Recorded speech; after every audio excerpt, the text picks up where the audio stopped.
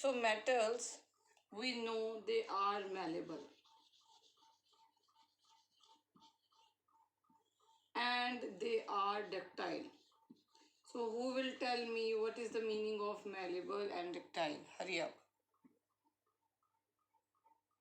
I have given you the example yesterday of this, that you have aluminium foil in your house and it can be beaten. Yes, very nice. Okay. Yes, better.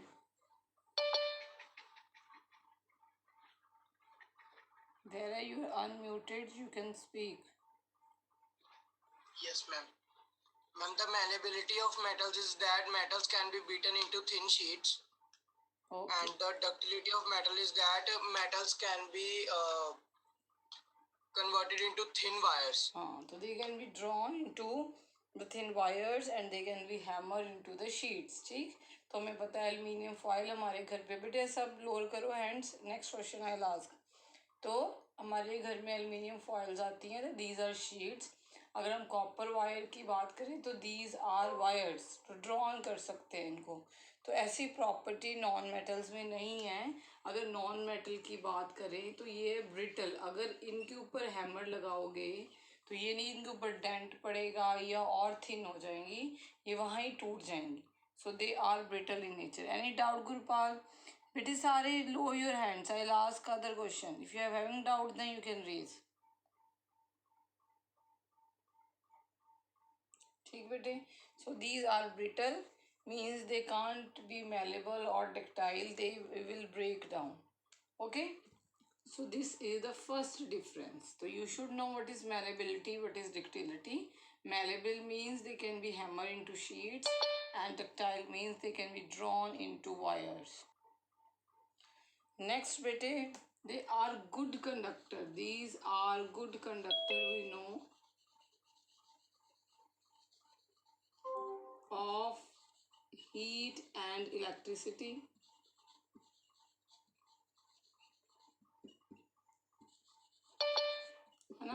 So that is why we have copper wires over here. We have that aluminium utensils. कि आप खाना बना सकते हो. तो खाना क्यों बना सकते हो? क्योंकि ये हीट को कंडक्ट करते हैं. अगर इलेक्ट्रिसिटी फ्लो कर रही है, क्योंकि ये are good conductor of electricity. That is why you are using copper. That is why you are using aluminium utensils or copper utensils even. So because they are good conductor, they will conduct heat and electricity. ठीक. Non metal, they are bad conductor. Have you ever seen that oxygen or fluorine or any other gas is conducting electricity? With the exception of graphite. Graphite is an allotropic form of carbon. बेटे ये carbon की ही एक form है. जब हम allotropic form की बात करते हैं, what do you understand by the allotropic form? कि कार्बन जो है नेचर में कार्बन की तो एग्जिस्ट करता ही है. तो कार्बन जो है, अगर बहुत सारे कार्बन आपस में ज्वाइन हो जाएं, वो डायमंड और ग्रेफाइट की फॉर्म में भी एग्जिस्ट करते हैं. उसमें जो ग्रेफाइट वाली फॉर्म है, ठीक, the graphite form is good conductor. It is good conductor. तो जब आप when ever you will do electrolysis, है ना, जब भी हम इलेक्ट्रोलिसिस करते हैं तो जनरली हम ग्रेफाइट की इलेक्ट्रोड्स लेते हैं. तो you use to take graphite electrodes जो यूज करी जाती है इलेक्ट्रोलिसिस में. ठीक. तो दीज आर लस्ट्रस. Lustrous मतलब they are very much shiny in nature. The metals are very much shiny in nature. चमक है, कॉपर में चमक है, गोल्ड में है, प्लेटिनम में है. तो they are very much lustrous in nature. तो ये these are dull, these are non-lustrous, these are dull. ठीक है बेटे. But example of a non-metal, this is a non-metal which is lustrous is iodine. ठीक है. Iodine group 17 you will do periodic table. उसमें iodine एक solid है और ये साथ में सॉलिड है जो कि चमकता है. ठीक. This is a solid. जो भी ये बीटाडीन वगैरह आती है घर पे आपके, तो इसमें यही मेटल को डिज़ोल्व किया गया है, इसको यूज़ करते हैं हम, ठीक है। पुराने ज़माने में अगर देखा वो, तो जब भी आपको वो फोड़िफिंसी होती थी, then use to use the violet colour solution. वो कुछ नहीं था, वो आयोडीन का सॉल्यूशन था।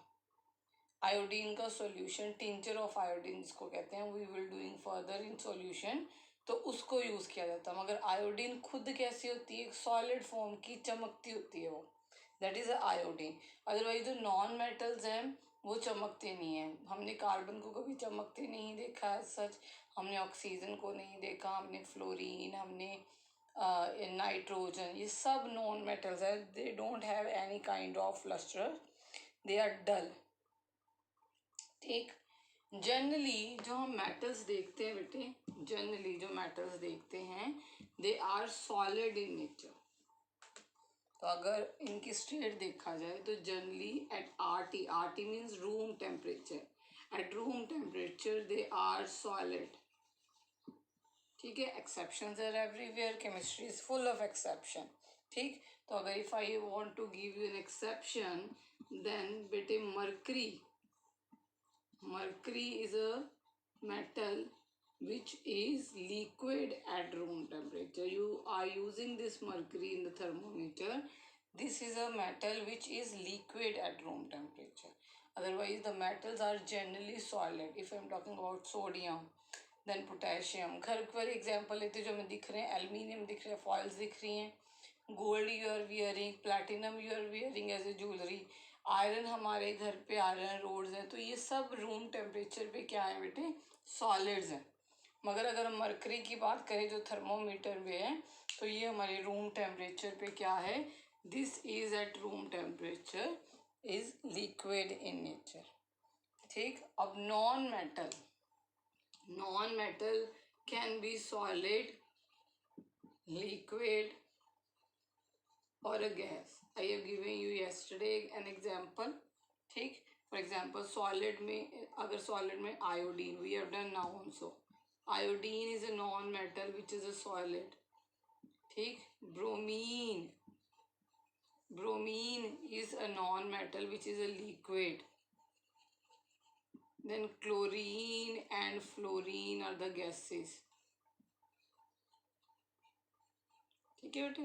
तो it can be solid, liquid और a gas. It is generally solid, अगर मेटल्स की बात करें, they are generally solid at room temperature with few exception, like mercury is liquid at room temperature, okay.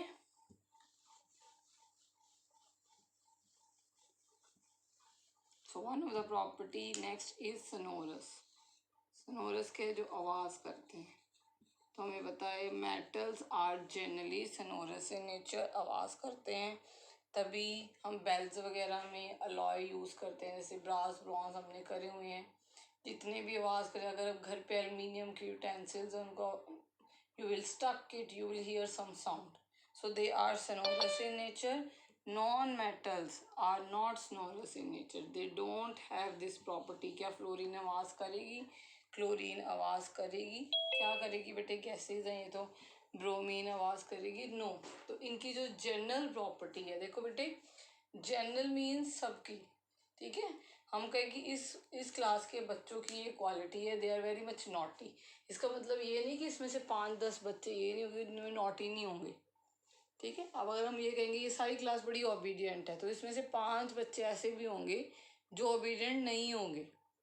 तो ये general properties होती हैं, मगर एक्सेप्शंस तो हैं केमिस्ट्री में, chemistry is full of exception, ठीक है बेटे। तो जनरली जनरली जितने भी अगर 100% नॉन मेटल्स हैं, उसमें से हम ये कह सकते हैं कि 98% ऐसे बिहेव करते हैं, 2% एक्सेप्शंस आ जाती हैं, ठीक। तो we have exceptions at every point. अगर हम बात करें कि मेटल्स हैं, मेटल्स हम कहेंगे वेरी स्ट्रॉन्ग एंड टफ हैं, जिसे हम कहते हैं टेंसाइल स्ट्रेंथ, तो they have high tensile strength, क्योंकि ये सॉलिड हैं तो इनकी टेंसाइल स्ट्रेंथ भी बढ़ जाएगी, ठीक है।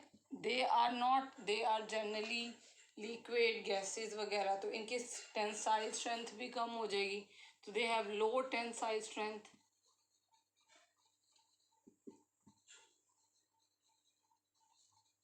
Okay. Generally metals have high melting and boiling point. ठीक, बहुत ज़्यादा melting point जो है उनका बहुत ज़्यादा हाई है, ये ज़्यादा टेम्परेचर पे जाके मेल्ट होंगे. जैसे अगर गैस है, अगर एक तरफ मैं सोडियम ले लूँ, सोडियम एज अ सॉलिड, क्योंकि मेटल्स तो जनरली सॉलिड हैं, और एक तरफ मैं क्लोरीन ले लूँ, तो जो चीज़ गैस है क्या उसका मेल्टिंग बॉइलिंग पॉइंट ज़्यादा हो सकता है, पहले भी गैसियस स्टेट में, तो उसका मेल्टिंग एंड बॉइलिंग पॉइंट क्या हो जाएगा, लो. तो they have high melting and boiling point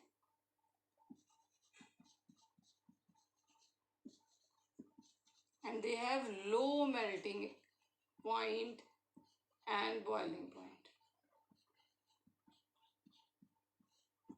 ठीक है बेटे, these are general difference between metals and non metal. Again ये नहीं कि इसमें भी हाई नहीं होगा, इसमें लो नहीं होगा. जैसे सीजियम, गैलियम जैसे, तो इनका मेल्टिंग बॉइलिंग पॉइंट बहुत कम है. तो कई सोडियम की बात करो तो we can cut it with the knife, और बाकी सारे क्या है बहुत हार्ड होते हैं. तो हम ये कहेंगे कि सारे के सारे नहीं, उसमें से 1-2% रह जाएंगे जो ऐसे बिहेव नहीं करेंगे, बट जनरली मेटल ऐसे ही बिहेव करेंगे, जनरली नॉन मेटल ऐसे ही बिहेव करेंगे. ओके बेटे, so these are the few characteristics which give the difference between metals and non-metals. So you should know how to classify metals and non-metals. There's like oxygen is a non-metal. अगर आपसे ऐसा question पूछा जाए which non metal is good for the respiration और good for the human life, तो that is oxygen. ठीक, तो ऐसे ऐसे क्वेश्चंस घुमा फिरा के पूछे जाते हैं. ठीक है. एंड और इम्पॉर्टेंट नॉन मेटल कौन सा है, कार्बन. कार्बन भी एक इम्पॉर्टेंट नॉन मेटल्स हैं. क्यों इम्पॉर्टेंट नॉन मेटल, अगर कार्बन को देखा जाए तो हमारी जो बॉडी के बायोमॉलिक्यूल्स हैं उन सब में कार्बन है. चाहे वो प्रोटीन ले लो, चाहे वो फैट ले लो बेटे, चाहे वो वाइटामिन्स ले लो, दे ऑल हैव कार्बन. तो नॉन मेटल हमारे लिए कार्बन भी बहुत ज़्यादा असेंशियल है, they are part of our biomolecules. ठीक है, तो this kind of things you should know. And third type of element is metalloid. So what is metalloid, which have some properties of metal, other properties of non-metal, that is a metalloid. So metalloid, it is metalloid which have some properties of metal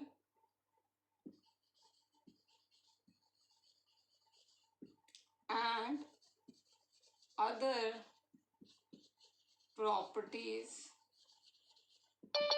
of non-metal, that is a metalloid.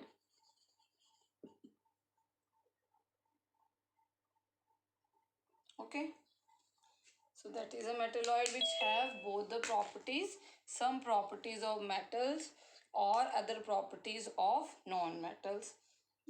For example, they look like, if you will see, they look like metal, but they will be brittle like with a non-metal. But वो टूट जाएंगे, जब उसको hammer लगाओगे तो वो टूट जाएंगे. हमें देखने से वो लग रहे हैं मेटल है, हम हैमर लगाएंगे, दे विल बी मेलेबल और डिक्टाइल, बट नॉन मेटल की तरह वो क्या हो जाएंगे बेटे, they will be brittle in nature. तो these are what is metalloid, जो हमें देखने में मेटल, जैसे जो चीज़ हमें देखने में तो लग रही है मेटल की प्रॉपर्टी होंगी, मगर आप उसको अगर उसको हैमर करोगे तो ना वो वायर बनेगी ना वो शीट बनेगी. ठीक है, तो दोनों की प्रॉपर्टी शो करेंगे. ठीक, for example very important, you should know the examples of metalloid. Silicon, ठीक, ये सेमीकंडक्टर्स में यूज होता है. When you will use this is use in semiconductor. Then boron, then germanium. So these three examples are very important to learn. So you can classify metal, non-metal and metalloids. So got the point. What are elements? Elements are those which consists of only one type of atom, only one type with it, ठीक, and they can't be further splitted up, and we have distinguished them into metals, non-metals, and metalloid. This is only one type of atom, and this is a pure substance, pure substance, ठीक बेटे. Now next pure substance is our compound.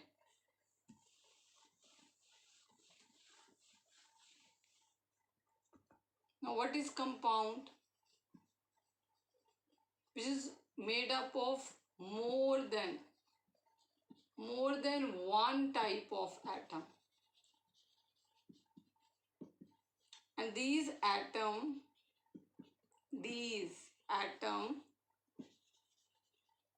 combine in fixed ratio by mass.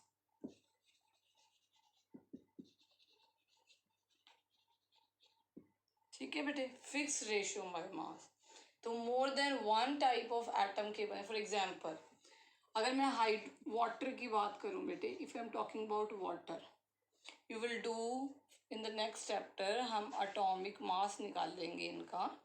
जब हम atomic mass निकालेंगे तो इसका जो मास आएगा बेटे, एक हाइड्रोजन का, वन हाइड्रोजन का मास होता है, हम कहते हैं 1 AMU या 1 U, ठीक. और एक ऑक्सीजन का मास होता है बेटे 16 U, ठीक है, 16 U. अगर हमारे पास 2 हाइड्रोजन है, if I am having 2 hydrogen, तो 2 multiply by 1, mass will be 2, and here oxygen 1 है, तो इसका मास कितना हो जाएगा 16. अब 2:16 करोगे तो you will get 1:8, isn't it? You will get 1:8. तो अगर हम वाटर कहीं भी चले जाएं यूनिवर्स में, मैं US से चले जाऊं, मैं UK चले जाऊं, मैं इंडिया में कहीं भी चले जाऊं, वाटर में जो हाइड्रोजन और ऑक्सीजन कंबाइन होंगे वो इसी मास में कंबाइन होंगे. इसका मतलब आप किसी भी कंपाउंड का फॉर्मूला नहीं चेंज कर सकते. आप कोई भी अगर चेंज लेके आओगे तो एक न्यू कंपाउंड या कुछ भी नहीं बनेगा. अगर मैं बोल दूं यहाँ पे मैं H2O2 बोल दूं बेटे, तो ये एक नया कंपाउंड बन गया. This is known as hydrogen peroxide, hydrogen peroxide, ठीक है. अगर मैं CO2 बोलूं तो ये क्या है बेटे, carbon dioxide, it is carbon dioxide. मगर अगर मैं CO बोलूं तो इट इज कार्बन मोनोऑक्साइड. तो एक कंपाउंड में जो भी एलिमेंट्स होते हैं वो फिक्स रेशियो से कंबाइन होते हैं कि इतनी ही रेशियो होगी, it will combine in a fix ratio. और मास कैसे, what is mass, you will be ratio by मास. उसकी जो रेशियो है वो ऑलवेज फिक्स रहेगी, it will not be increased, ठीक है. अगर आप चेंज करोगे, फॉर एग्जांपल ये मैंने कार्बन के साथ 2 ऑक्सीजन लगाई, तो ये कार्बन डाइऑक्साइड ही है. अगर मैं कार्बन के साथ 1 ऑक्सीजन लगाऊंगी तो इट इज कार्बन मोनोऑक्साइड. तो हर जहाँ से मर्जी, जिस मर्जी सोर्स से मुझे कार्बन डाइऑक्साइड मिले, इट हैव दिस फॉर्मूला. और इस कार्बन डाइऑक्साइड में you will be doing the like again atomic mass carbon का होता है 12 और एक ऑक्सीजन का होता है बेटे 16 × 2, तो 2 ऑक्सीजन है ना, तो 12:32. तो आप निकालो कितना आ रहा है. तो it will be combining in the fix ratio only. हर एक कार्बन डाइऑक्साइड, चाहे हम एक्सेल कर रहे हैं, चाहे हम किसी भी कंबशन रिएक्शन कर रहे हैं, किसी भी पेट्रोलियम प्रोडक्ट को हीट कर रहे हैं और हमें कार्बन डाइऑक्साइड मिल रही है, चाहे हम रेस्पायर कर रहे हैं, इन द मतलब किसी भी सोर्स से आपको कार्बन डाइऑक्साइड मिले, उसका फॉर्मूला यही होगा. और उसमें कार्बन और ऑक्सीजन का एक फिक्स्ड रेशियो होगा. मतलब वो एक मोर than one type of atom के बने होते हैं, ठीक है. मीन्स ये हम कह सकते हैं मोर than one type of element के बने हुए हैं, ठीक. They can be said that it is formed by more than one type of element, ठीक. और एलिमेंट की क्या होनी चाहिए, they have fixed ratio by mass. Okay बेटे, This is what we know, tell them as a compound. ठीक. Now let us move towards mixtures. What are mixtures? So mixtures are दस mixtures हम क्या कहेंगे जब हमने ये कंपाउंड को उठाएंगे और दो कंपाउंड मिक्स कर देंगे. ठीक है. A mixture is a substance which consists of two or more elements or compound not combined together. For example, let me explain you. Just write down the definition and then I will explain you. Now mixture.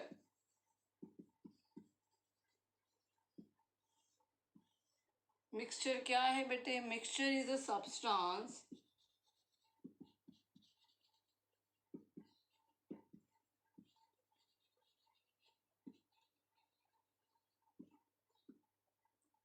which consists of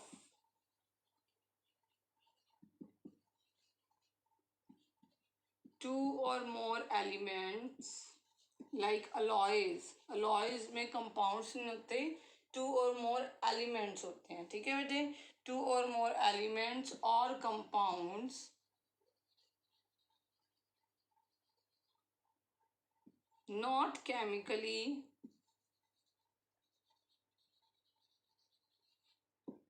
combined together.